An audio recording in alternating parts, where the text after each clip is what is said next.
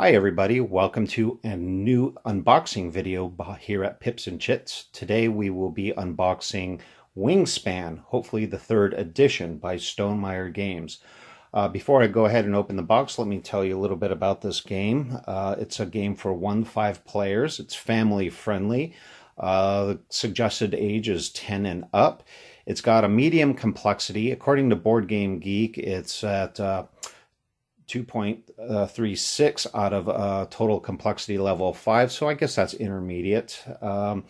It is currently, at the time of this recording, has an overall rating of 8.2 on a scale of 1 to 10. So as you can tell, it's pretty popular here. So let's get right into it and start opening the box. Got my little handy knife here, X-Acto knife.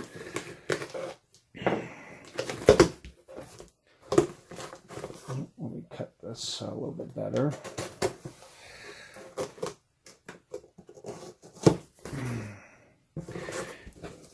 All right, a lot of room here in the box.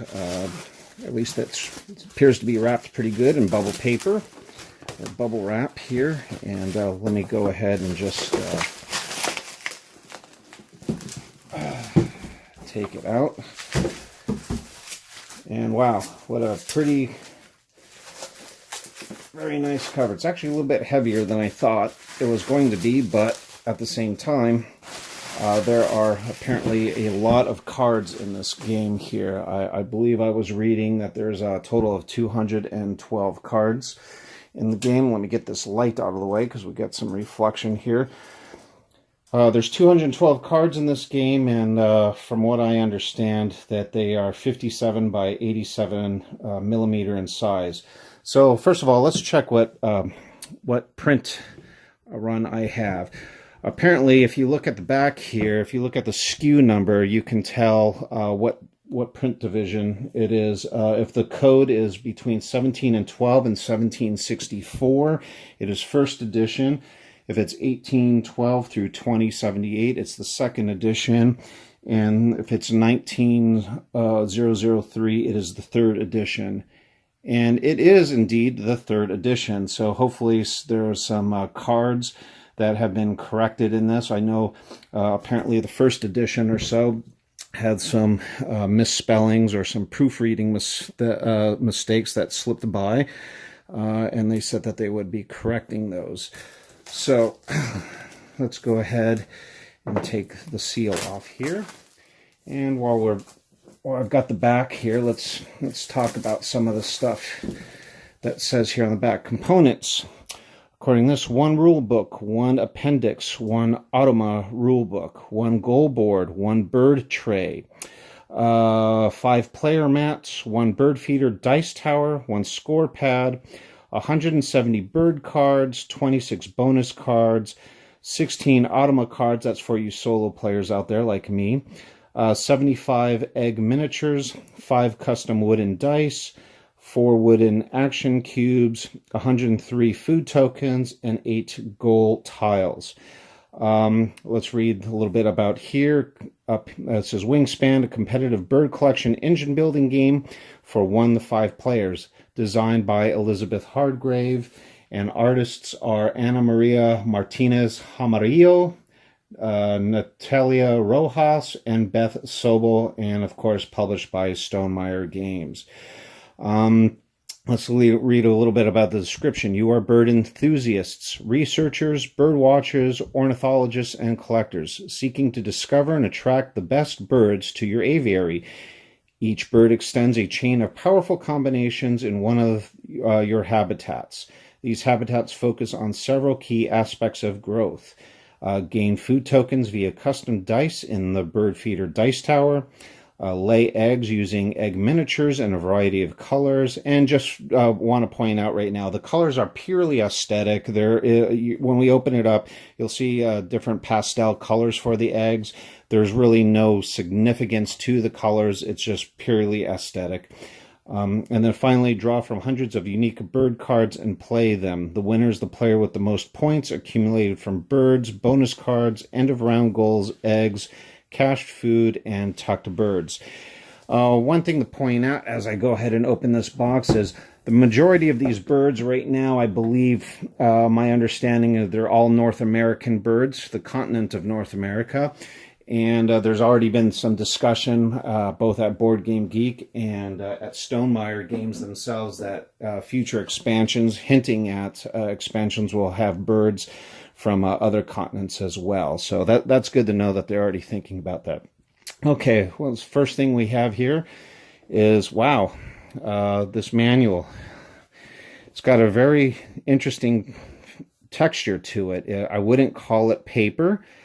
It's kind of almost like a linen feel to it. It's 12 pages. Very nice. Oh, wow. Look at the artwork on that. Very beautiful artwork. It looks like all, taken straight directly from the game. A lot of watercolors and whatnot. Again, the feel of these pages is very interesting. There's a little bit of a sheen, but it's kind of from a linen paper. Interesting. So it goes through, obviously, gameplay here, the different various options and examples, bird powers, end of round, bonus cards. Again, there is an Automa rules. You can either download those directly from Stonemaier Games. I believe there's also a file on Board Game Geek that you can download as well, that to go ahead and play this one-on-one. And, as a matter of fact, I might have spoke too soon. Here it is right here. We have our solo rules. So we have 4 pages, it looks like. Same type of linen papers used in this, talking about your setup, the Automa's turn, your powers, end of round, game end, scoring, 3 different difficulty levels. We have eaglet, I guess is the easiest, eagle, and for those wanting a challenge, eagle-eyed eagle. Here we have an appendix. This appendix, same type of paper. Oops, sorry, I just bumped the camera. Talks about all the different bird powers, I guess, and what you can find on the text or the lore on the individual cards. And that is 12 pages, probably more so for reference. Okay. First, here are the eggs we were talking about. I'll just kind of open up one of these. I won't go through them all, but we have different colors here. We have a tan, white, a kind of a robin's blue, a green, and a very light pink color. FYI, there are additional, if you go to Etsy or, what's the other one? Board Game Geek again, there's files on there if you have a 3D printer, you can replace these wooden action cubes with actual bird. I've seen a couple different creations where people have changed out these actual wooden player cubes for 3D printed small birds. They're actually pretty nice. But again, different colors. They don't necessarily match the eggs because these are your player tokens here, or action tokens. So 5 bags of that for the 5 players. We have some nice wooden dice. Good chunky wooden dice here. Don't know how it's screened. I'd be a little afraid. I'm almost tempted. Part of me is tempted to spray these with, kind of like Tester's matte varnish, just to protect the screen printing on there. I don't know if these would rub off over time, but these are wooden dice here. You got a fish, a worm, it looks like berries, wheat, a rat, and finally a combination of a worm or wheat. But they feel very light, a little bit heavier than balsa wood, but some rounded edges, a good chunky feel to them. But again, I think I might want to spray those with varnish just to keep those intact. Okay, we have our bird tray here. Looks like vacuum formed plastic. 2-tone. I know this top part here would be used to put out the cards in display or the market. And then it looks like it opens up for storage. That's pretty nice. Some very deep wells, I would imagine, to hold all the various cards. Yep. Looks pretty good. All right, what do we have next? Oh, I know that Stonemaier threw a couple of these plastic trays in there, these holders in. You can use them or use your own storage solution, but I would assume they threw these in to store your both your eggs here and the action markers as well. Even though it's a 5-player game, you only have 4. You can figure that out on your own.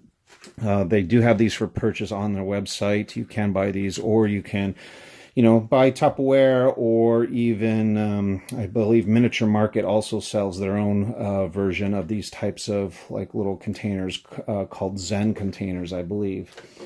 I'll get to the cards last. Let's just keep going through here. 3 big stacks of cards. That's nice. We have, looks like a little score tablet here, printed. Oh, nice. It's double-sided. But I would assume you could either print these files off or photocopy them. And if you have a home printer, in case you ever run out. But there's a double-padded scorecard. We have a round marker, both for... I think I want to say that the green is for the easier level, and the blue might be for slightly more advanced players that want a different challenge. It's nice. I wish it were a little thicker, to be honest with you. It feels a little, for a scoring thing, it feels a little thin. But what can you do about that? I don't know. Maybe somebody might want to laminate that just to be on the safe side. Got a couple extra bags here for storage. I'm assuming for the eggs or something else. Not quite sure what those bags are for, but I always like when they give you a couple extra Ziploc bags. Okay, let's get to the player boards. Got 5 player boards here. I just really nice thick. It has kind of an artwork that makes it look like a piece of leather journal with some stitching around the end. Let's crack this open a little bit. Oh yeah, there you go. Very nice. I think over time it'll lay flat. I mean, this is the first time I've obviously opened this, so it's got a little bit of a stiffness to it, but I think that would flatten out over time. Very nice. You can see a lot of beautiful artwork in here. Your 3 different land types or region types, I guess. Your woodlands, your grass plains, and your water-based fowl. Different markers around the edge. Decent finish on there. It's not too glossy. It's kind of a semi-gloss or a little bit closer to matte, but nice. So you get 5 of those. And then finally here, oh, I should say, let me take that back. Not finally, we haven't opened up the cards yet, but looks like we have our dice tower assembly. Very nice. You can see up here, there's some instructions on how to assemble this dice tower, but basically it looks like a birdhouse. So that's really neat. I had heard a couple people online say that they did have some issues, though. You dump the dice in from the back, and some people were wondering, it would be nicer if you could dump them in traditionally from the top. If this birdhouse would have had like a chimney or something on it, you put the dice in. But to each their own. If you don't want to use this dice tower, I guess you could use your own. But very nice that they included that. That's pretty cool. I like that it's double-sided in the artwork. Very thematic in that respect. All right, looks like we have our individual tokens. Obviously the food, we have a bunch of tokens for the wheat, the fish, the worm, the rats, and the berries. Our first player token right here. Individual round tokens.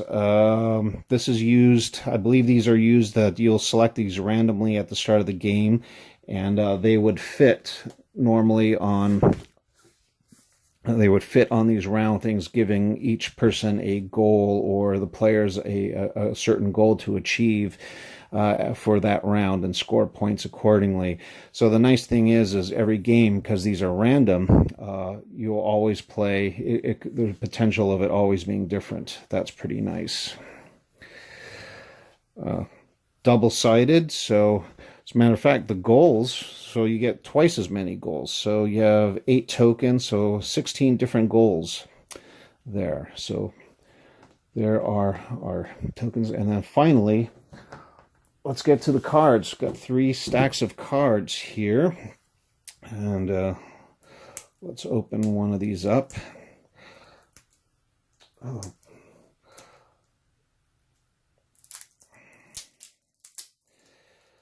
Sorry, I'm talking a mile a minute here. That's the coffee had kicked in this morning, I guess. Oh boy, okay. Don't want to damage these at all. I guess I could have used the ribbon that goes around the side, but I've never really quite done that. Let's take a look at the back. All the cards are pretty much the same here. This nice feather icon. A good, nice linen finish to these cards. We have the different cards here showing, the bird, the name of the bird, scoring points, their point value, how large their wingspan is. In this case, this northern mockingbird is 36 centimeters. Kind of nice down here at the bottom, a little factoid of where you would find these birds, or some little additional information. I don't know if it's relevant to the gameplay or not. I think it's just fun stuff to read or learn while you're playing.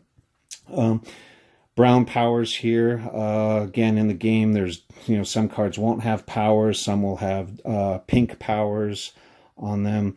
Up here at the top, we have where they can habitat in. So this bird with a berry and a worm could live in or be deployed in either the woodlands, the wetlands, or the plains, where the hooded merganser, if I'm saying that right, could only be done in the wetlands. And boy, very nice cards. Okay, here's the Greater Roadrunner, 56 centimeter wingspan, can only be deployed in the plains. We have also here, I wanted to point out on the side, the different types of nests they have and how many eggs that these cards can hold. So this card could theoretically hold 2 eggs, where, let's see, this owl here could have 4 eggs. Oh, this star, he's a wild, so he can go, he has any type of nest, I believe, there, and he's only in the plains. So, very nice cards. Finally, let's see if I'll open one more here, just to give you a taste. Oops, see if I can. I'm not very good at opening these things with the... where's my blade at? There we go. Let me just do this. Gotta be very careful about this so I don't damage anything, but oh boy, I'm really having a hard time here today. There we go. Get that started. I know you're probably screaming at the screen right now. Just open it. Just tear it open. Impatient. Okay, let's see what happens here. Sorry, I'm making a little bit of a mess. More of the same, more all blue, green cards, more all birds here. Oh, here's some pink powers that we were talking about. Very, very nice. I'm going to just open the last deck just because I wanted to see if the blue cards are in here. I'm assuming that they are, because I only have the three stacks of cards. So let's open. Oops. I can never do this. I would never be good at smoking cigarettes, I guess. Good thing I don't smoke. Okay, so we have our player aid cards, double-sided. Oh, these are round cards here. End of round goals. Here we go. Here's a round tracker card, double-sided round tracker.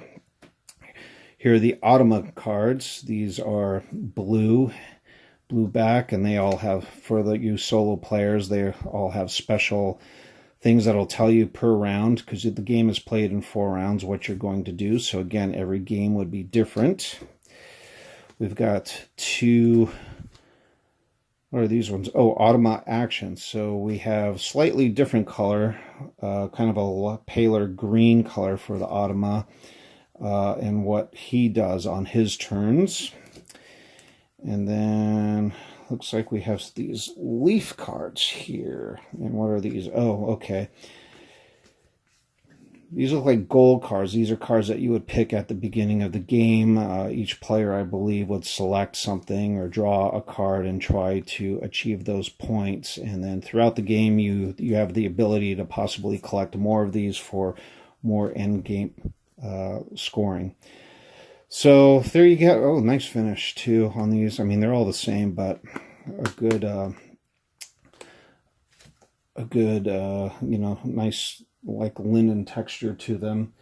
I'm assuming that they would fit. Let's just see here. I have just so happen to have a Fantasy Flight silver sleeve, and let's see. Well, it looks like a little big. Yeah, it looks like a little big for a Fantasy Flight silver. So I might have to dig around and find another card, another type of sleeve for those cards. Anyway, I'm holding the wrong thing here. Anyway, thank you very much. I hope you enjoyed this. Go ahead and, you know, click subscribe. And hopefully in the future here, I'm going to be playing a few games of this and show you how to play the solo player version of Wingspan along with some other games. Thank you very much.